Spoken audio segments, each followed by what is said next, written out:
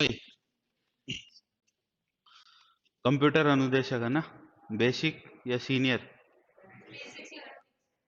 Mix है। Senior वाले कौन कौन है? अच्छा अच्छा। दो हैं। अच्छा, और बाकी सब बेसिक वाले हैं। बीसीए एमसीए कौन कौन है? बीसीए। और एमसीए किसका है? आपका है। और बीटेक? एमटेक? है क्या कोई? अच्छा, चलो कोई बात नहीं। हाँ, तो सिलेबस तो पता होगा ही आप लोगों को, है ना? देखा होगा आपने। छोटा सा सिलेबस है मैथ्स का, ज्यादा कुछ है नहीं, है ना? एक तो नंबर सिस्टम है आपका, ठीक है? नंबर सिस्टम के अलावा आपका स्टैटिस्टिक्स है ना? बस इतना ही है, ज्यादा कुछ है नहीं। तो चलो बेसिक से स्टार्ट करते हैं अपन, है ना? एकदम जीरो से। कोई भी डाउट आए, कोई भी टर्म, हिंदी इंग्लिश का कोई इश्यू थोड़ी है। हाँ, नहीं, मैं दोनों में कंफर्टेबल हूँ। जैसा आप चाहे, Hindi medium Hindi medium, English medium, ठीक है? ठीक है ना? हाँ, दोनों में करवा दूंगा, ठीक है? तो वो इश्यूज आपके रहेंगे नहीं। और अपन एकदम बेसिक से स्टार्ट करते हैं। कोई भी चीज डाउट रहे तो पूछ लेना भाई, साथ के साथ, है ना? क्योंकि मैं मान के चल रहा हूँ कि थोड़ा बहुत तो आप लोगों को भी मैथ्स आता ही है ना? नहीं, मान के चलना पड़ता है यार। कॉन्फिडेंस नहीं आता ना, मान के नहीं चले तो। हाँ भाई। सबसे पहले नंबर्स के बारे में बात करते हैं। बताओ चलो, संख्याएं क्या होती है और कितने प्रकार की होती है, किसको पता है? हाँ? दो टाइप की, कौन कौन सी? और बस? कौन कौन सी आती है? हम्म। अच्छा। और और की क्या राय है? तो टोटल कितने टाइप होते हैं, कौन बताएगा? नहीं पता? चलो। अच्छा, चलो इधर देखो। सबसे पहले तो हम बात कर रहे हैं संख्याओं की। संख्याएं क्या होती है? नंबर्स क्या है? नंबर्स है आपके साइन, चिन्ह, जिनके द्वारा हम किसी गणना को प्रदर्शित कर सकते हैं या प्रस्तुत कर सकते हैं। किसी प्रकार की गणितीय गणनाएं हो, नंबर्स के द्वारा हम उसको प्रदर्शित कर सकते हैं। सांकेतिक चिन्ह है, जिन्हें पहले किन्हीं चीजों की संख्या गिनने के लिए यूज में लिया गया। बेसिकली नंबर आपके सबसे पहले दो टाइप के होते हैं। एक तो जैसा कि भैया ने बताया, रियल नंबर होता है, ठीक है ना? हिंदी में बोलते हैं इसको वास्तविक संख्याएं, ठीक है? और दूसरा होता है इमेजिनरी, है ना? काल्पनिक संख्याएं इनको हम बोलते हैं, या फिर कॉम्प्लेक्स नंबर भी इनको बोलते हैं, ठीक है ना? 11th 12th अगर आपके पास मैथ्स रही होगी तो आपने पढ़ा होगा कॉम्प्लेक्स नंबर्स, है ना? आयोटा फायोटा बहुत सारी रामायण पढ़ी होगी। तो रियल नंबर और इमेजिनरी नंबर। अब अगला प्रश्न अपना ये है कि रियल नंबर क्या होते हैं साहब? हाँ जी। इंटीजर टाइप होते हैं? नहीं नहीं, ऐसा थोड़ी होता है। मैं आपसे सर्कल पूछ रहा हूँ, आप कह रहे हो कि लाइन होती है ना? ऐसा नहीं। नॉन तो इवन नंबर्स की भी होती है, पॉजिटिव नंबर्स होते हैं। और भाई, वास्तविक संख्याएं क्या होती है? छोटी सी बात पूछ रहा हूं। अब बोलोगे नहीं मैथ्स में तो काम नहीं चलेगा, है ना? कंप्यूटर में तो फिर भी चल जाएगा, मैथ्स में नहीं चलेगा बिना बोले काम। बोलो। नहीं पता? देखो, वास्तविक संख्याएं, रियल नंबर, वे संख्याएं होती है जिनका वर्ग करने पर, वर्ग तो जानते हो ना, स्क्वायर, जिनका वर्ग करने पर हमें एक धनात्मक संख्या प्राप्त हो। धनात्मक संख्या प्राप्त हो। तो रियल नंबर्स, आपकी वास्तविक संख्याएं, वे संख्याएं होंगी जिनका वर्ग करने पर हमें एक धनात्मक संख्या प्राप्त हो। एक मिनट लिख लेना, आप पहले मेरी बात सुनो ध्यान से। अब आप एक क्वेश्चन यहाँ पे खड़ा कर सकते हो। क्वेश्चन क्या खड़ा कर सकते हो कि सर ऐसे तो सारे नंबर ही रियल नंबर होने चाहिए। क्यों? क्योंकि जैसे आपने लिया दो, आपने लिया -2, आपने लिया 1/2, आपने लिया -1/2, आपने लिया 0.2, आपने लिया -0.2, ये सारी संख्याएं हैं, ठीक है ना? किसी भी संख्या का वर्ग कर लो, क्या पॉजिटिव नंबर मिलेगा क्या आपको? यस और नो? इनके अलावा तो और कोई संख्या हम बेसिक यूज लेते नहीं है। इनमें से आप किसी भी संख्या, भाई माइनस गुना माइनस करते प्लस हो जाता है ना, पता है ना सबको, इतनी सी बात तो, इतनी सी बात तो पता है ना। तो आप चाहे नेगेटिव नंबर्स का स्क्वायर करो चाहे पॉजिटिव नंबर्स का स्क्वायर करो, सबका स्क्वायर करोगे तो सबका स्क्वायर करने पर क्या प्राप्त हो रहा है? तो जितने भी नंबर जो आप देखते हो बेसिक गणनाओं में यूज लेते हो, वो सभी किस टाइप के नंबर होते हैं? रियल नंबर होते हैं, वास्तविक संख्याएं होती है। पहचानेंगे कैसे? कि जिनका वर्ग करने पर हमें क्या प्राप्त हो रहा हो? एक धनात्मक संख्या प्राप्त हो रही हो। क्या कहलाते हैं आपके? रियल नंबर, वास्तविक संख्याएं। काल्पनिक संख्याएं क्या होगी साहब? जिनका वर्ग करने पर हमें एक ऋणात्मक संख्या, नेगेटिव नंबर प्राप्त हो। समझ में आ रही है ना बात आपको? कौन सा नंबर? नेगेटिव नंबर, ऋणात्मक संख्या प्राप्त हो।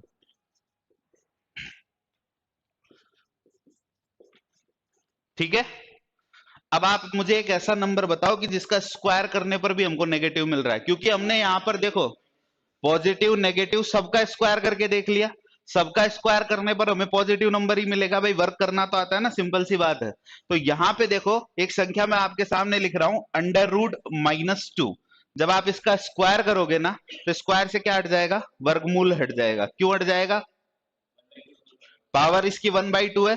भाई अंडर रूट का मतलब पावर कितनी होती है? 1/2 होती है, और 1/2 की पावर 2 लगी है, तो a base to the power m base to the power n, a base to the power m into n. Indices and surds में पढ़ेंगे भी हम उसको थोड़ा बहुत आपके सिलेबस के according.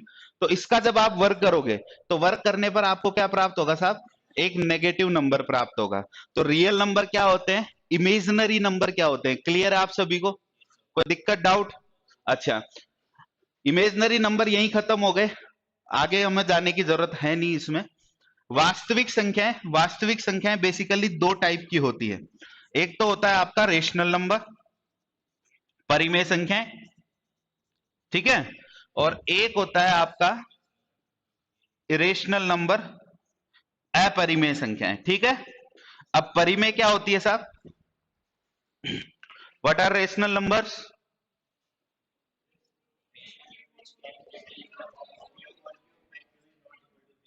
When q is not equal to 0। इसके अलावा यही है? सही बोल रहे हो? अच्छा, जैसे मैंने लिख दिया कि परिमेय संख्याएं वे संख्याएं होगी जिन्हें p/q की फॉर्म में आप लिख सकते हैं, where q is not equal to 0। यही है बस? अच्छा, अपरिमेय संख्याओं के एग्जाम्पल पता है क्या एक दो आपको?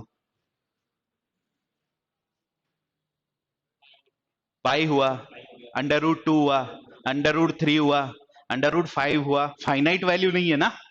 तो अपरिमेय संख्याओं का एक एग्जाम्पल लिख रहा हूं मैं, √2। आप ही ने बताया है ना? पता है ना? अच्छा, अब सुनना मेरी बात को जरा ध्यान से। √2 आपने लिख दिया, क्या मैं इसको ऐसे लिख सकता हूं क्या? Any issues? लिख सकता हूं? लिख सकता हूं। तो ये हो गया आपका p, ये हो गया आपका q, p/q के फॉर्मेट में लिख दिया ना, where q is not equal to 0। Yes और नो? तो आपकी परिभाषा तो गलत हो गई फिर, परिमेय वाली। समझ रहे हो ना मेरी बात को, क्या कहना चाह रहा हूं मैं? आपकी परिमेय वाली परिभाषा तो गलत हो गई इस हिसाब से कि साहब अपरिमेय संख्या थी √2, अपरिमेय संख्या को हमने p/q के फॉर्मेट में भी लिख दिया, q का मान 0 के बराबर भी नहीं है, तो फिर ये अपरिमेय क्यों है? परिमेय होनी चाहिए, टर्मिनेटिंग होनी जरूरी है। और कोई? भाई आज तक हमने यही परिभाषा पढ़ी है किताबों में कि p/q के रूप में प्रदर्शित कर दो, q का मान 0 के बराबर नहीं होना चाहिए। यस और नो? अब आपने अपरिमेय संख्याओं का एग्जाम्पल बताया मुझे, √2, √2 को p/q के फॉर्म में मैं लिख चुका हूं, q is not equal to 0 है। तो कोई अच्छा सा कारण ढूंढ के बताओ कि ये परिमेय क्यों नहीं है। भैया आप सबको पता है कि √2 अपरिमेय है, पर मैं परिमेय प्रूफ कर रहा हूं इसको अकॉर्डिंग टू योर डेफिनेशन। ठीक है ना? तो परिमेय क्यों नहीं है, कोई अच्छा सा कारण बताओ मेरे को। टर्मिनेटिंग से क्या समझू मैं? हम्म। हम्म। हम्म। तो टर्मिनेटिंग के साथ रिपीटिंग भी हो सकती है क्या? Non repeating?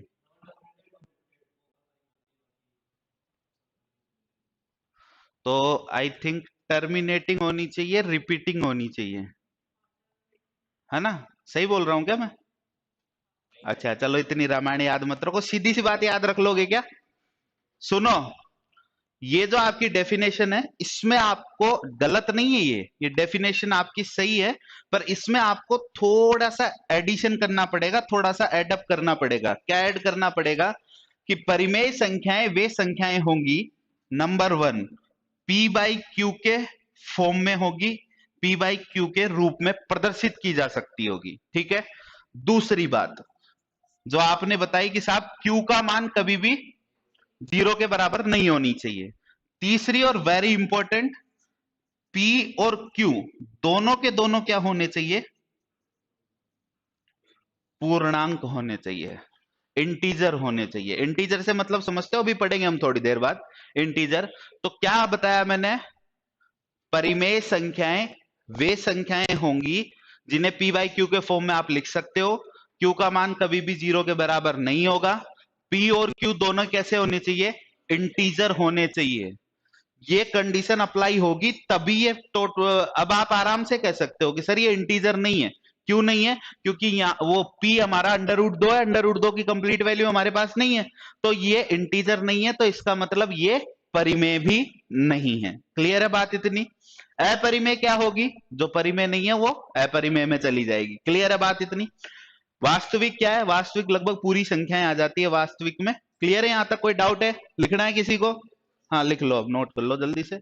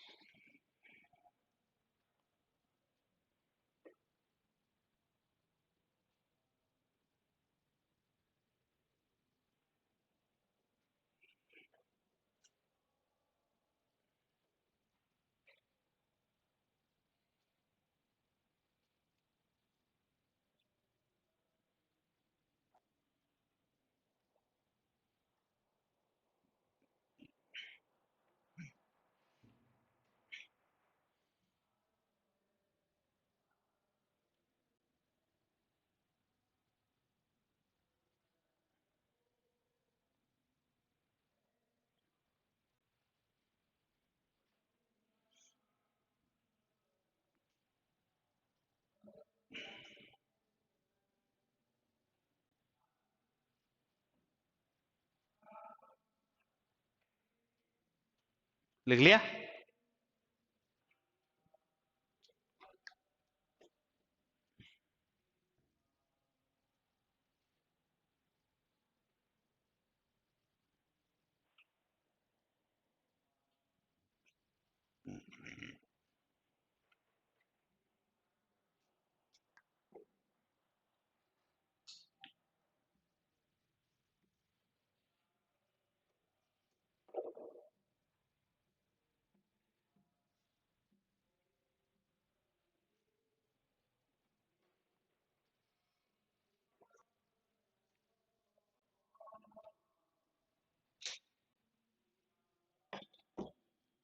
लिखा भाई?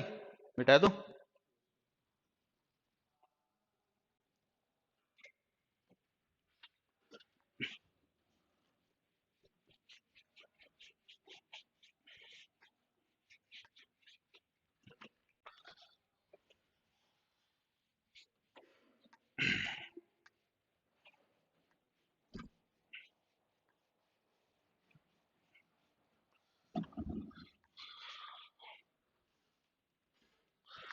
अब देखो, अभी भी आपने परिमेय पढ़ी ना?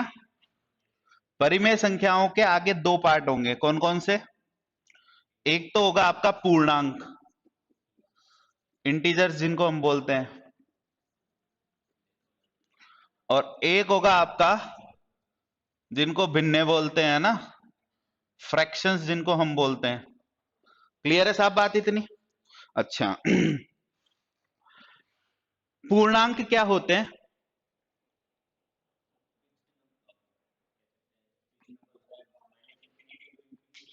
हम्म।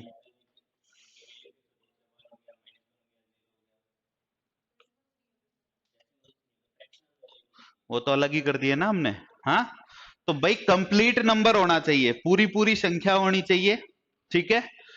माइनस प्लस सारे नंबर काउंट होते हैं इंटीजर्स के अंदर, ठीक है। तो आप इसका अगर सेट लिखोगे, समुच्चय बनाओगे, तो कैसे लिखोगे? Minus infinity, -3, -2, -1, 0, 1, 2, 3 up to infinite, ठीक है ना। जिसमें कोई भी टूटी फूटी संख्या ना हो, टूटी फूटी का मतलब भिन्न ना हो, दशमलव ना हो, वो सारे हमने सेपरेट कर दिए यहाँ पे भिन्नों के रूप में। क्लियर है? भिन्ने क्या होंगी साहब? भिन्ने वो होंगी जिन्हें P बाई क्यू के रूप में हम प्रदर्शित कर सकते हैं। क्यू का मान वहां 0 के बराबर नहीं होता है। क्लियर है बात इतनी? और रही बात परिमेय की, वो इंटीजर्स की, उनको हम ऑलरेडी अलग कर चुके हैं भाई। ये तीन कंडीशन थी ना परिमेय की, P by q, q is not equal to 0, दो तो इधर चली गई और एक इधर आ गई। समझ में आ रही है बात आपको? अब आपके जो फ्रैक्शंस हैं, ये फ्रैक्शंस आगे तीन चार टाइप के होते हैं। सबसे पहले आता है आपका उचित भिन्न। उचित भिन्न, इसको बोलते हैं क्या? प्रॉपर फ्रैक्शन, ठीक है। दूसरा आपका आता है क्या? अनुचित भिन्न।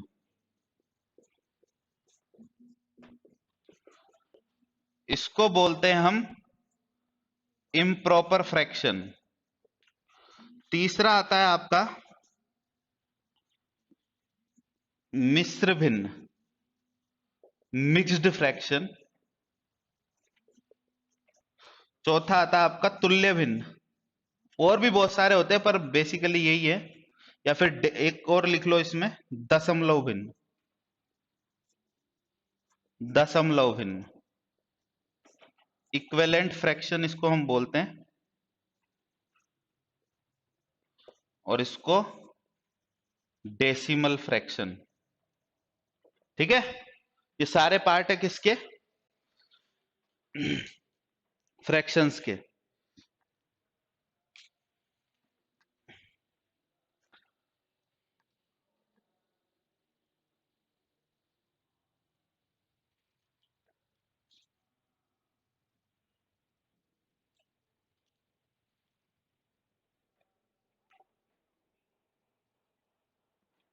लिख लिए? लिखो लिखो।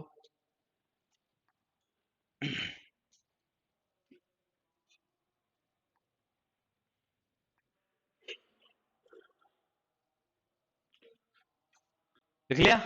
उचित भिन्न क्या होती है? Proper fraction.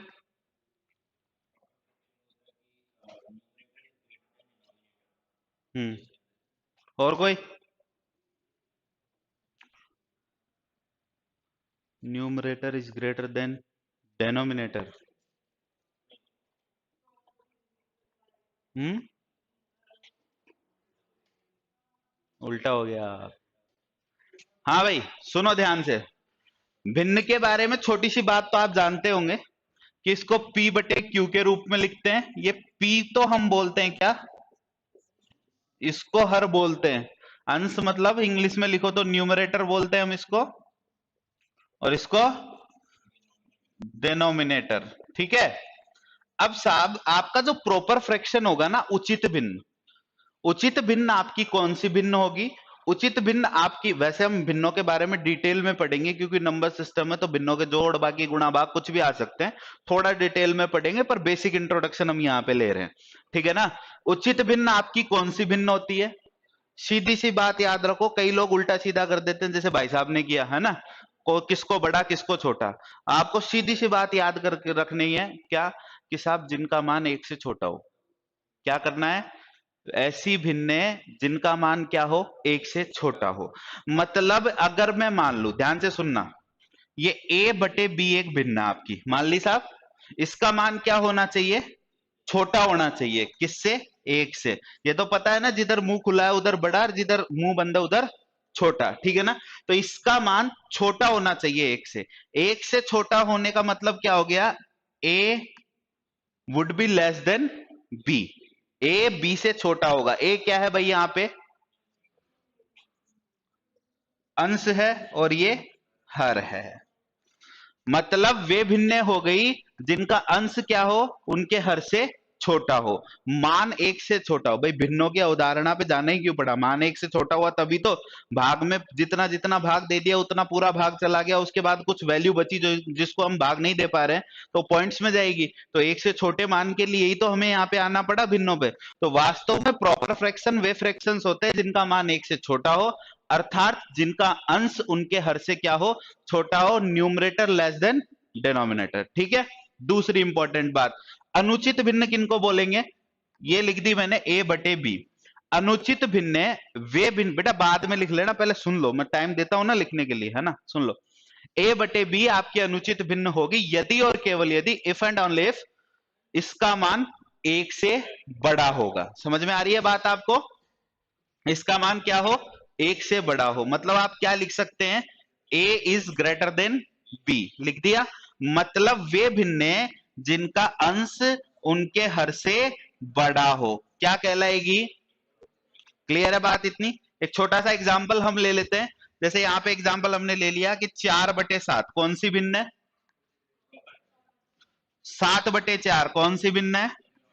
क्लियर है। अब आता है अगला आपका मिश्र भिन्न, मिक्स्ड फ्रैक्शन। क्या होता है साहब, एनी आइडिया।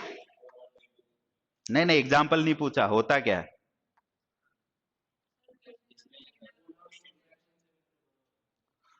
Very good. और कोई। देखो क्या होता है, हमें क्या चीजें सारी आती है। अब हुआ क्या, हमारे एक भाई साहब हैं, उनका आरएस का इंटरव्यू, ठीक है ना, आरएस जानते हो ना क्या होता है। आरएस का इंटरव्यू, खूब पढ़े लिखे हैं, हर चीज की नॉलेज है, ज्ञान है पूरा। उनसे जाके इंटरव्यूअर ने पूछ लिया कि बताओ व्रत की परिभाषा क्या है। क्या होता है कि किसी भी चीज की जब तक हम बेसिक्स नहीं पता होते हैं ना, हम कर लेते हैं उसको, आंसर भी निकाल लेते हैं, पर कहीं ना कहीं जाके हमको वो अटका देते हैं, है ना।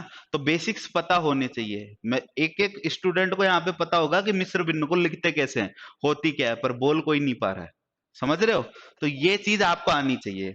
चलो अब सुनो ध्यान से, मिक्स्ड फ्रैक्शन क्या होगा। भैया ने बताया कि साहब एक तो पूर्णांक होगा और एक प्रॉपर फ्रैक्शन होगा, है ना, एक फ्रैक्शन होगा। अच्छा हाँ ठीक है, अब सुनो मेरी बात को। मिक्स्ड फ्रैक्शन कौन से फ्रैक्शन होंगे, सबसे पहले अगर आप लिखोगे ना इसमें, तो आप भिन्नों में यहां तक पहुंचे हो, तो यहां तक की नॉलेज है ना हमको, तो इस नॉलेज पे ही तो आगे बढ़ेंगे ना हम। तो इस नॉलेज पे आगे बढ़ोगे तो आप क्या लिखोगे मिश्र भिन्नों को, कि अनुचित भिन्नों का दूसरा रूप ही क्या कहलाता है, दूसरा रूप ही मिश्र भिन्न कहलाता है। अभी हमें इतना ही पता है। समझ में आ रही है बात है कि भाई हमने अभी अभी अनुचित पढ़ा है, मैं उसी से रिलेट कर रहा हूं आपको, ध्यान से समझना। कोई भी चीज समझ नहीं आया तो पूछ लेना भाई, है ना। अनुचित भिन्नों का दूसरा रूप ही क्या कहलाता है, मिश्र भिन्न कहलाता है। क्यों कहलाता है, कारण समझो। आपने एक मिश्र भिन्न लिखी है 7/4, समझ में आ रही है। आपने एक मिश्र भिन्न लिखी है 7/4। अगर मैं इसका एक सिंपल सी भाषा में मतलब समझू तो मुझे एक ही मतलब समझ में आता है कि मुझे 7 में 4 का भाग देना है। क्लियर है ना। आपने 4 का भाग दिया, एक बार जाएगा, 4 एकम 4 लिख दिया, बच गया आपका रिमाइंडर कितना, 3 बच गया। ठीक है, तो आप इसको कैसे लिख देते हो, आप इसको लिख देते हो 1 सही 3/4, यस और नो लिखते हो। तो ये आपकी अनुचित भिन्न थी। अनुचित भिन्न से आप कहां पहुंच गए, अनुचित भिन्न का दूसरा रूप मिश्र भिन्न हो गया। अब अभी भी इन भैया ने बताया कि साहब एक तो पूर्णांक होना चाहिए और एक भिन्न होनी चाहिए।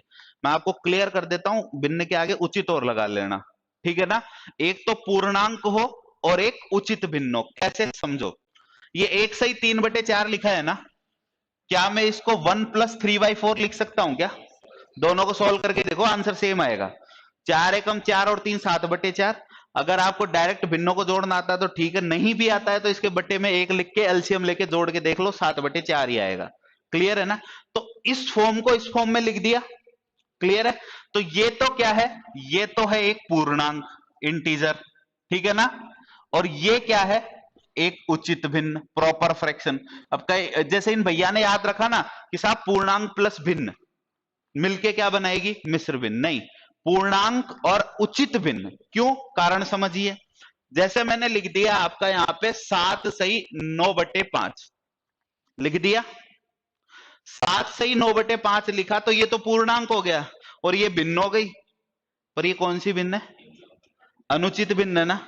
अनुचित भिन्न तो ऑलरेडी एक मिक्स फ्रैक्शन होता है, अभी अभी आपको समझाया ना भाई। ये 9/5 जो है इसको आप ऐसे नहीं लिख सकते क्या, 1/4/5, यस और नो, लिख सकते हो ना।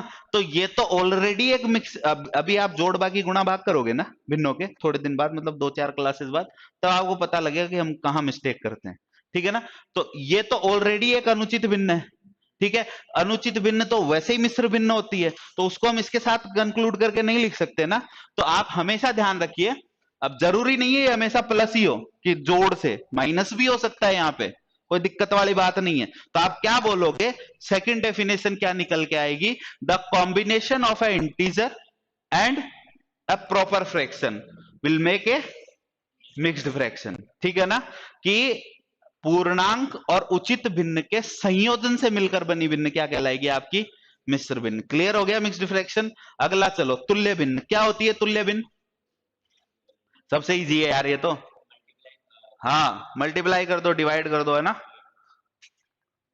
किसको भाई देखो ऐसा है, सीधी सी बात है, मिक्स इसमें तुल्य भिन्न में ज्यादा माथाफोड़ी नहीं है। आपने कोई भी भिन्न ली, ठीक है ना, आप इसके अंश को और इसके हर को, दोनों को सेम संख्या से मल्टीप्लाई कर दो या सेम संख्या से डिवाइड कर दो। सेम संख्या से मल्टीप्लाई और डिवाइड करोगे तो आगे जो भिन्न मिलने वाली है ना, वो इसका इक्विवेलेंट फ्रैक्शन मिलेगा, क्योंकि वापस कट जाएगा वो तो अंश से अंश। जैसे मैं एक छोटा सा एग्जांपल लेता हूं, आपने लिया 2/3, ठीक है। आपने इधर भी 5 गुना कर दिया और इधर भी 5 गुना कर दिया, कितना बन गया साहब, 10/15 बन गया कि नहीं बन गया। अब इसको वापस काट के आप 2/3 प्राप्त कर सकते हो कि नहीं कर सकते। तो आप क्या कहोगे कि साहब 2/3 के तुल्य भिन्न कौन सी है, 10/15। क्लियर है ना बात, इतनी, इसमें इतना कुछ था नहीं सीखने को। आगे चलो, डेसिमल फ्रैक्शंस, दशमलव भिन्न क्या होती है साहब। अरे वो तो मुझे पता है, पॉइंट वाली होती क्या है, वेरी गुड। दशमलव भिन्ने, डेसिमल फ्रैक्शंस वे भिन्ने होती हैं जिनका हर 10 या 10 की घात के रूप में लिखा जा सके। समझ में आ रही है बात। अब जैसे आपने लिख दिया 0.74, is it A decimal fraction, 100% होगा। क्यों होगा साहब, क्योंकि साहब मैं इसको ऐसे लिख सकता हूं, 74 बाई, आपके सिलेबस में एक पॉइंट है ऑर्डर ऑफ मैग्नीट्यूड, अगर आपने देखा हो तो मैथ्स में, है ना। तो ऑर्डर ऑफ मैग्नीट्यूड सारा इसी का गेम है, कि जीरो कहां से निकलेगा, कहां से, आगे पढ़ेंगे अपन थोड़ा सा, वो आगे की बात है। अभी तो इसको देखते हैं, सिर्फ इतना समझते हैं दशमलव भिन्न क्या होती है, ठीक है ना। तो दशमलव भिन्न वे भिन्न होती है जिनका हर 10 या 10 की घात के रूप में हो। क्लियर है बात इतनी, लिख लो जिनको लिखना है, फिर आगे बढ़ेंगे।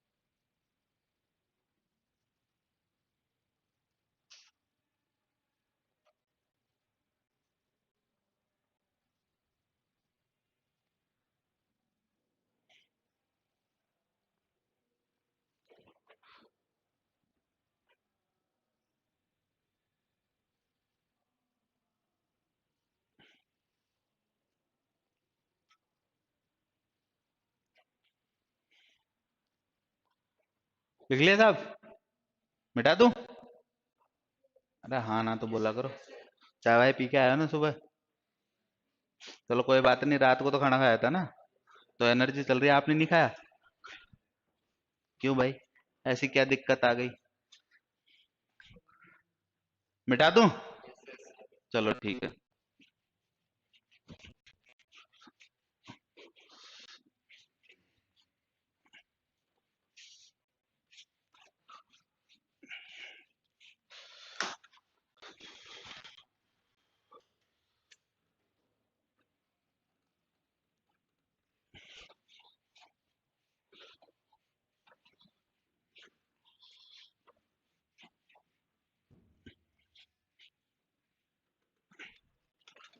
हाँ जी साहब, आगे देखो।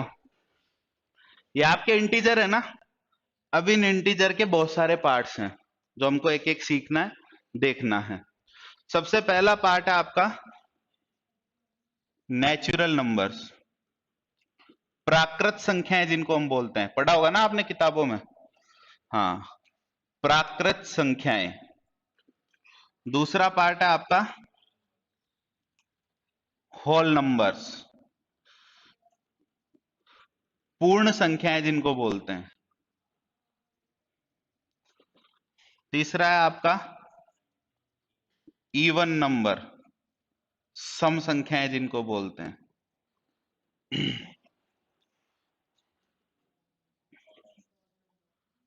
Odd number, prime number, prime number, composite number. और कोई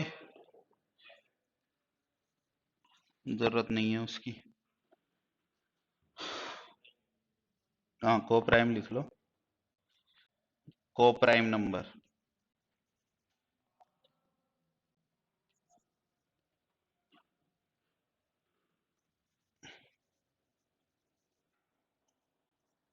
नॉन नेगेटिव नंबर्स, इसको बोलेंगे हम विषम संख्या।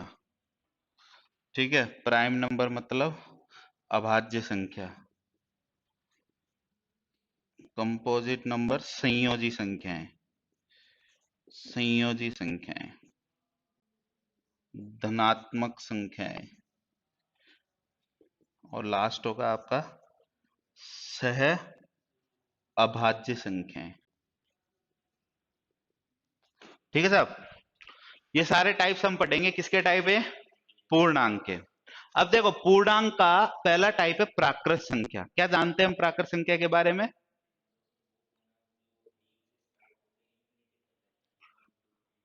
और कोई बोलो।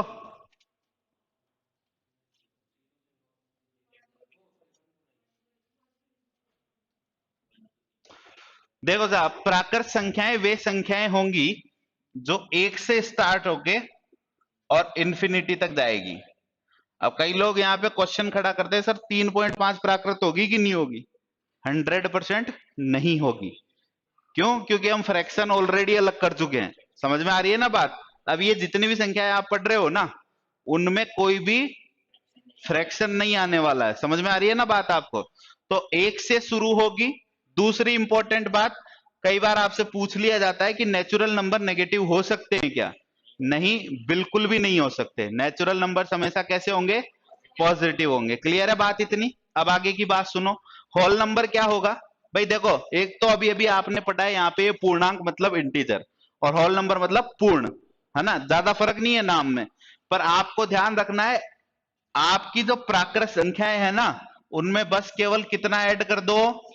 0 ऐड कर दो, क्या बन जाएगी? पूर्ण संख्याएं बन जाएगी। क्लियर है भाई बात?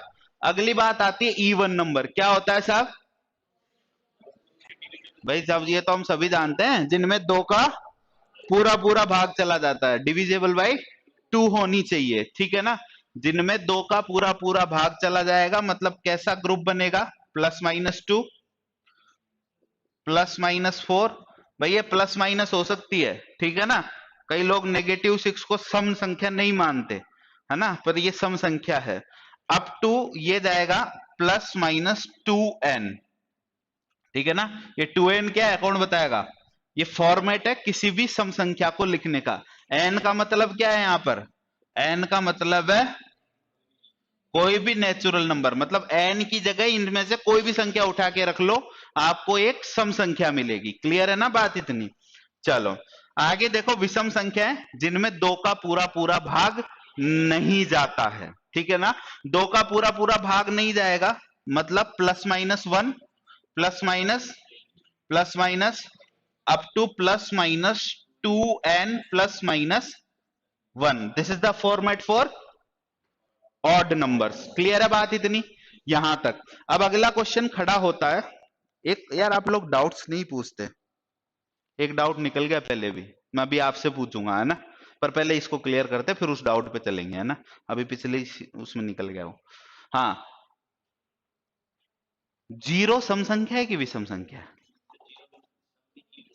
क्या क्या राय है भाई। एक राय तो आती है कि हाँ साहब जीरो सम है, दूसरी राय आती है कि विषम है, तीसरी राय आती है कि ना तो सम है ना विषम है, और चौथी राय आती है चाहे सम में लिख लो और चाहे विषम में लिख लो, क्या फर्क पड़ रहा है तो जीरो ही है ना।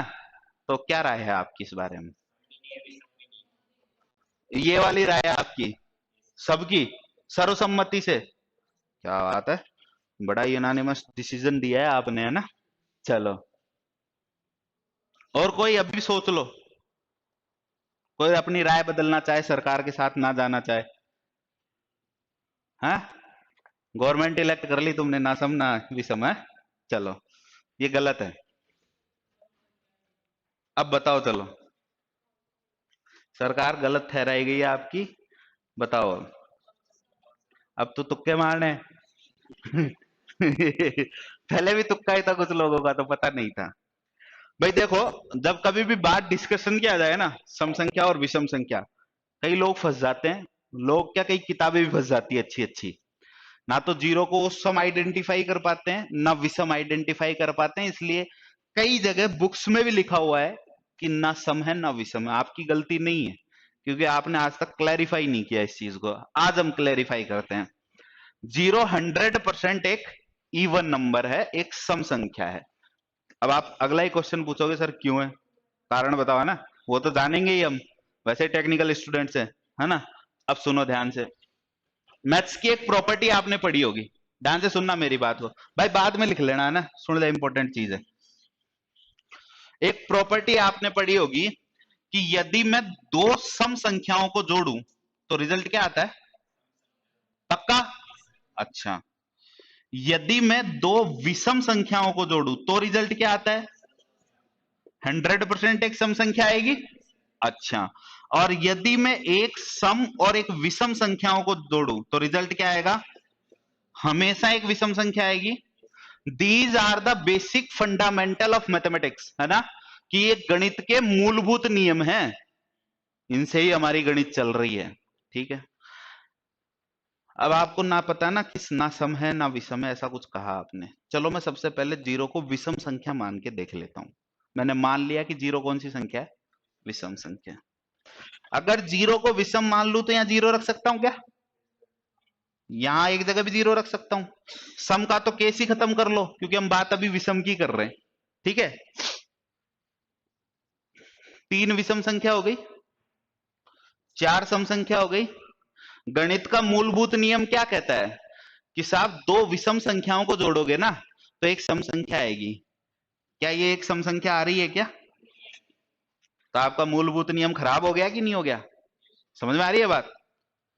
एक सम और एक विषम को जोड़ोगे क्या आनी चाहिए, आ रही है क्या? नियम खराब। पहला कारण कि यदि अगर हम जीरो को विषम सम संख्या नहीं मानेंगे तो यह गणित के मूलभूत नियमों को क्या करेगा, बिगाड़ देगा। बिगाड़ दिया आपके सामने। परंतु जैसे ही आप जीरो को सम मान लोगे ना, ये सारे नियम सही हो जाएंगे आपके, देख लो, मैं बता देता हूं आपको। हाँ भाई, सम मानना है अब हमको, ये लो, ये जीरो को मान लो, ये तो केस ही खत्म हो गया है ना। ये जीरो मान लिया मैंने, मान लिया, इसकी जगह 8 रख दो और इसकी जगह 5 रख दो, देख लो आपका रिजल्ट सही आ रहा है क्या? पक्का? तो पहला कारण तो मिल गया कि यदि अगर जीरो को हम सम संख्या नहीं मानेंगे तो ये गणित के मूलभूत नियमों को क्या कर देगा? बिगाड़ देगा। क्लियर है ना बात इतनी? दूसरी इंपॉर्टेंट बात, आपने सम और विषम संख्याएं पढ़ी और सम और विषम संख्याओं में एक ही लॉजिक दिया है मेरे को कि सर जिसमें दो का पूरा पूरा भाग चला जाए वो सम, जिसमें दो का पूरा पूरा भाग नहीं जाए वो विषम। अब किसी भी संख्या में दो का भाग अगर आप देते हो, कोई सी भी संख्या हो, उसमें अगर दो का भाग आप दे रहे हो तो शेषफल क्या क्या आ सकता है? या तो जीरो आ जाएगा, पूरा पूरा भाग चला जाएगा, और पूरा पूरा भाग नहीं जाएगा तो एक आएगा। दो से बड़ा तो दो, या दो से बड़ा तो शेषफल आ ही नहीं सकता, तो जीरो और वन ही आ सकता है ना। तो सम और विषम संख्याओं की जो श्रृंखला बनेगी, है ना, जो उनकी सीरीज बनेगी, उस सीरीज में एक छोड़ के एक नंबर आएगा क्योंकि रिमाइंडर एक बच रहा है, शेषफल एक। जैसे छोटा सा एग्जांपल आपके सामने लिखता हूं, 6 -6 -4 -2, फिर 2, फिर 4, फिर 6, ऐसे चलेगी। सम संख्याओं की श्रेणी लिख दी मैंने आपके सामने। अच्छा, विषम संख्याओं की लिखेंगे तो -5 -3 -1 +1, फिर यही है ना साहब? अब सुनो, ध्यान से सुनो, मैं जीरो को क्या मान लू? विषम मान लू, क्योंकि अभी आइडेंटिफाइड नहीं है ना, तो मैंने जीरो को क्या मान लिया? विषम मान लिया। सम और विषम संख्याओं की श्रेणी है, क्वालिटी ये होनी चाहिए, बीच में एक नंबर छूटना चाहिए, तभी तो सम और विषम चलेगा। मैंने ये जीरो मान लिया। क्या माना है इसको? विषम संख्या मानना है, ठीक है। अब सुनो ध्यान से, यहां क्या छूट रहा है? -4 छूट रहा है ना। यहां क्या छूट रहा है? यहां क्या छूट रहा है? यहां क्या छूट रहा है? यहां श्रृंखला खराब हो गई है आपकी। एक नंबर छूटना चाहिए, परंतु इन तीन टर्म्स के बीच में एक भी नंबर नहीं छूटा है। तो अगर मैं जीरो को विषम संख्या मान लूंगा तो ये आपकी पहली बात तो गणित के मूलभूत नियम बिगाड़ देगा, दूसरी बात आपकी सम और विषम संख्याओं की पूरी श्रृंखला को ही खराब कर देगा। समझ में आ गई बात? अगर अब मैं जीरो को सम संख्या मानता हूं तो देख लो साहब, क्या छूट रहा है? यहां क्या छूट रहा है? यहां, यहां कोई दिक्कत आ रही है क्या? स्मूथली जा रहा है सारा प्रोसेस? क्लियर है बात इतनी? तो जीरो को सम संख्या मानने पे गणित के सारे नियम भी सही है, गणित की श्रृंखलाएं भी सही है, तो कोई दिक्कत नहीं है। समझ में आ गया? आज के बाद ना सम ना विषम नहीं, आज के बाद हमेशा सम संख्या। तो अगर आपको सेट लिखना है सम संख्याओं के, तो सेट कैसे लिखोगे? ऐसे लिखोगे। समझ में आ गई बात है? तो सम संख्या हमेशा कौन सी होती है? जीरो। अब आपके एक डाउट रह गया था पीछे, किसी ने पूछा नहीं, मेरे भी दिमाग में नहीं आया, चलो मैं पूछ लेता हूं। अभी भी आपको परिमेय और अपरिमेय पढ़ाया था कि नहीं पढ़ाया? पढ़ाया था। परिमेय की परिभाषा बताई थी, बढ़िया बढ़िया, है ना। P by q, q is not equal to zero, p q दोनों परिमेय। इस भैया ने बोला था, एक भैया ने, कि पाई अपरिमेय है। आपने बोला था ना शायद, पाई अपरिमेय है। पाई का मान कितना होता है? 22/7। अब मेरा डाउट है आप लोगों से कि ये अपरिमेय क्यों है? भाई P बटे क्यू के फॉर्म में लिख रहे हो, पहली कंडीशन क्लियर, क्यू जीरो के बराबर नहीं है, दूसरी कंडीशन भी क्लियर, क्यू का मान 7 है, जीरो के बराबर नहीं है। P और Q दोनों पूर्णांक होने चाहिए, P और Q दोनों पूर्णांक है। जब ये नंबर परिमेय संख्या की सारी कंडीशंस मान रहा है, तो आप इसको अपरिमेय में क्यों डाले बैठे हो?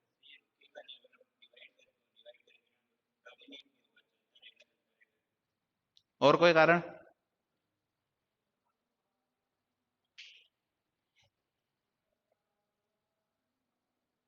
साइंस के स्टूडेंट हो यार, नहीं हो? कारण बताओ। छोटी सी बात पूछी मैंने तो, है एक्सेप्शन है? क्या बात है, सही बोली इसने, चाहे मजाक में बोली पर बात सही बोल दी। क्यों बोल दी? कारण सुनो। भाई देखो, परिभाषा तो ये कहती है कि एक परिमेय संख्या होनी चाहिए, है ना। नियम कानून तो यही बोलते हैं कि एक परिमेय संख्या होनी चाहिए, परंतु हमने इसको परिमेय माना नहीं। क्यों नहीं माना? क्योंकि पाई का मान आप लोग लिखते हो ना, तो ऐसे लिखते हो कुछ 3.146589 8 आगे तक चले जा रहा है, और पता है कितना चले जा रहा है? दशमलव के बाद अब तक 85 लाख संख्या आ चुकी है। संख्या मतलब अंक आ चुके हैं। समझ में आ रही है बात आपको? दशमलव के बाद अब तक कितने अंक आ चुके हैं, पर इसकी फाइनाइट वैल्यू पता ही नहीं लग रही भाई। इसका फाइनाइट वैल्यू, फिक्स वैल्यू जब पता लगे ना, जब ये डिवीजन खत्म हो, आप भाग देते ही जाओ, देते ही जाओ। वैज्ञानिक परेशान है, दशमलव के बाद खूब भाग दे लिया, 85 लाख अंक आ गए दशमलव के बाद, पर अभी भी ये भाग कंप्लीट नहीं हुआ। जब भाग ही कंप्लीट नहीं हुआ तो संख्या फिक्स हुई क्या आपकी? हुई क्या? फाइनाइट नंबर हुआ ही नहीं। जो नंबर फिक्स ही नहीं है, हम उनको फिक्स नंबर की कैटेगरी में कैसे रख सकते हैं साहब? रख सकते हैं क्या? जो नंबर फिक्स ही नहीं है उसको आप फिक्स नंबर की कैटेगरी में नहीं रख सकते। इसलिए पाई को हम किस में रखते हैं? जैसा कि भाई साहब ने बोला कि साहब कुछ भी मान लो, ले दे के है अपवाद ही। समझ में आ रही है बात इतनी? चलो आगे बढ़ते थोड़ा। प्राइम नंबर क्या होता है साहब? हाँ जी, एक से डिवाइड हो या तो, या खुद से डिवाइड हो। प्राइम संख्याएं, प्राइम नंबर वे नंबर होते हैं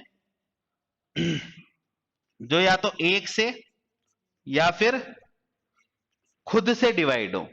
या तो एक से डिवाइड होंगे, या तो जिनमें एक का भाग जाएगा, या जिनमें खुद का भाग जाएगा। वो कौन सी संख्याएं होंगी आपकी?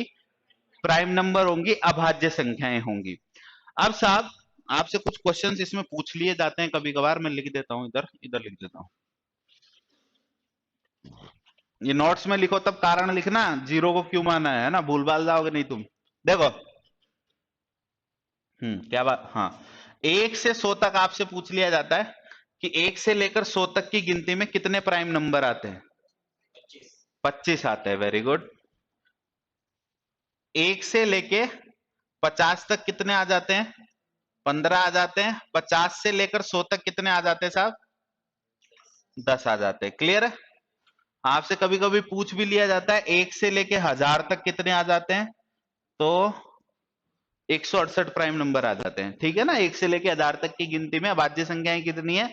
168 अभाज्य संख्याएं हैं। क्लियर है? और कोई पूरा टेबल याद करना चाहे तो टेबल भी याद कर लेना। ठीक है?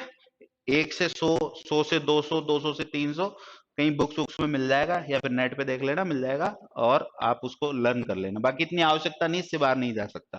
ठीक है? क्लियर है यहां तक की बात? अभाज्य संख्याएं। दूसरी आती है कंपोजिट नंबर, संयोजी संख्याएं।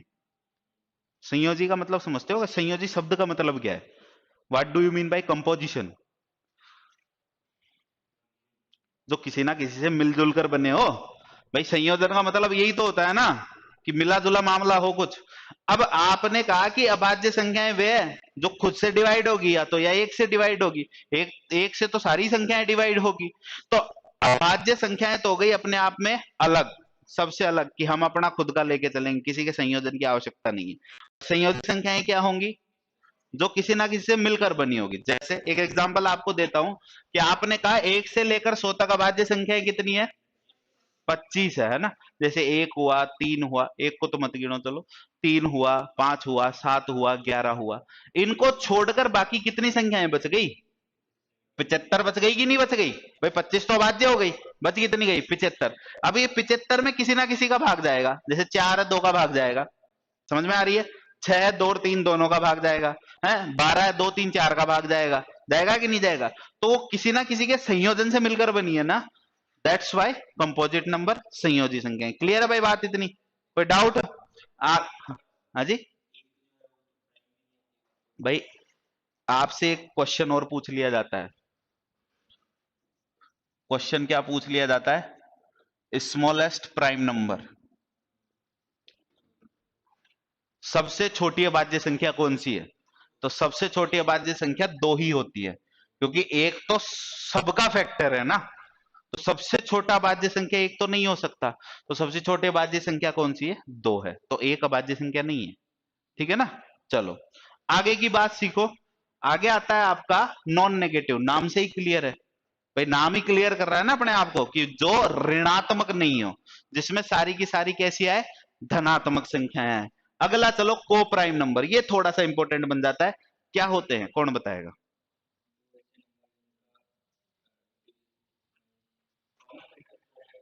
कौन सा common factor? Higher common factor, HCF1 हो। Very good. और कोई कुछ कहना चाहता है इस बारे में? नहीं? चलो, बिल्कुल सही बताया भैया ने। को प्राइम नंबर सह अभाज्य संख्या है। देखो, सह मतलब साथ में हो, दो अभाज्य संख्याएं। दो अभाज्य कैसी हो? आपस में अभाज्य हो। मतलब जैसे, मतलब समझो पहले ढंग से। जैसे आपने लिख दिया ए और B, HCF of A and B कितना हो? हमेशा एक हो, जिनका हायर कॉमन फैक्टर एक हो। एग्जाम्पल लेते हैं इसका। जैसे मैंने लिखी संख्या 3 और 5। संख्या 3 और 5 ऐसी है जिनमें एक के सिवाय किसी और का भाग एक साथ नहीं जाएगा। समझ में आ रही है? जैसे मैं यहां पे लिख दूं आपके सामने 7 और 21। गड़बड़ हो गई कि नहीं हो गई? एक का तो सब में जाना ही जाना है, पर इन दोनों संख्या में एक साथ किसका भाग जा रहा है? 7 का भाग जा रहा है कि नहीं जा रहा? तो 7 का भाग जा रहा है, तो ये जो सेट बनेगा वो को प्राइम का तो नहीं बनेगा। जैसे इसको और एलेबरेट करते हैं, ध्यान से देखो। कहां लिखे? इधर लिख देते हैं। ये मिटा दूं क्या? हाँ, सुनो भाई।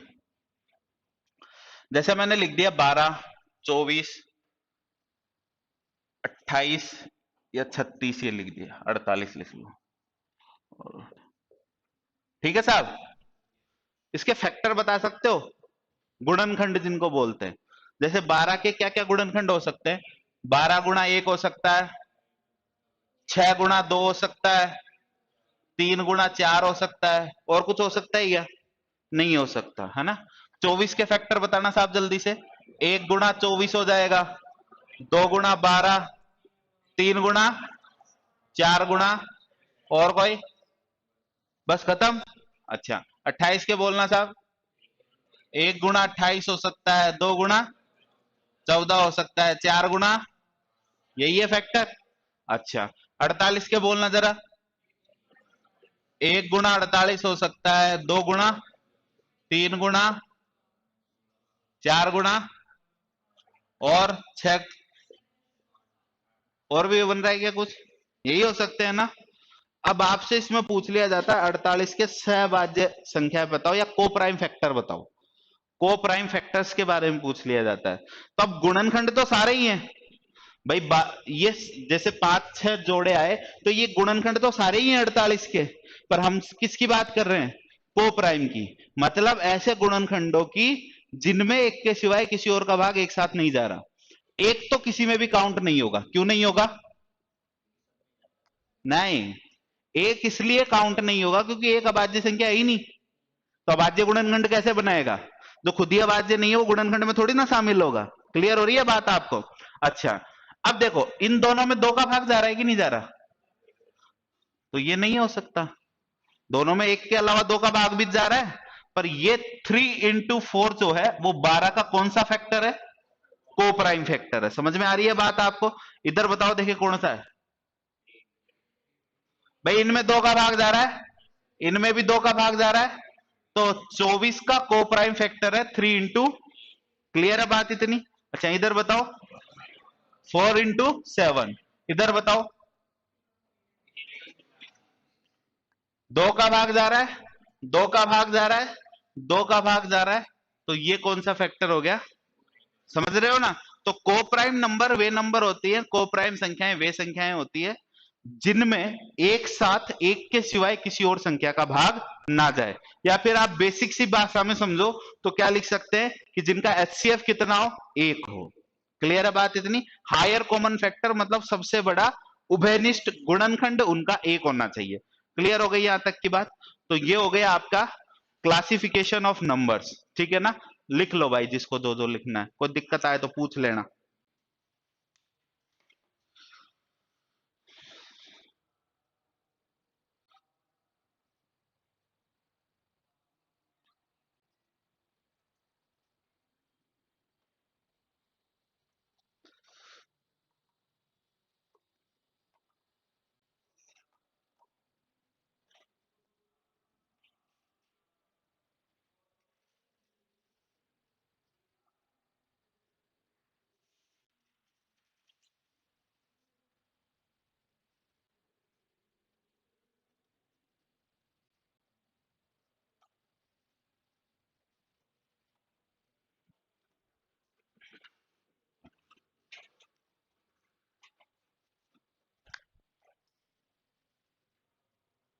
लिखो भाई, जल्दी लिखो।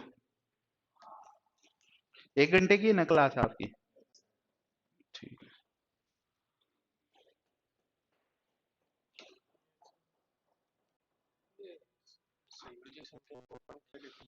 जो हाजिर नहीं है।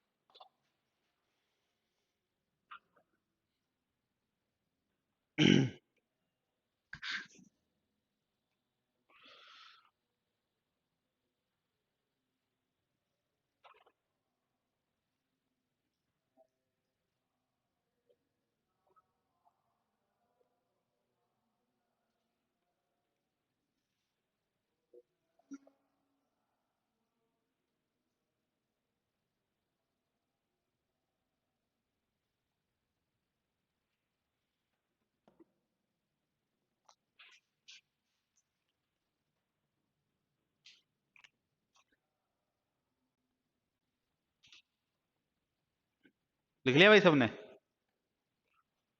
हाँ भाई, कोई दिक्कत लगी है क्लास में? किसी प्रकार की कोई प्रॉब्लम, कोई इश्यूज?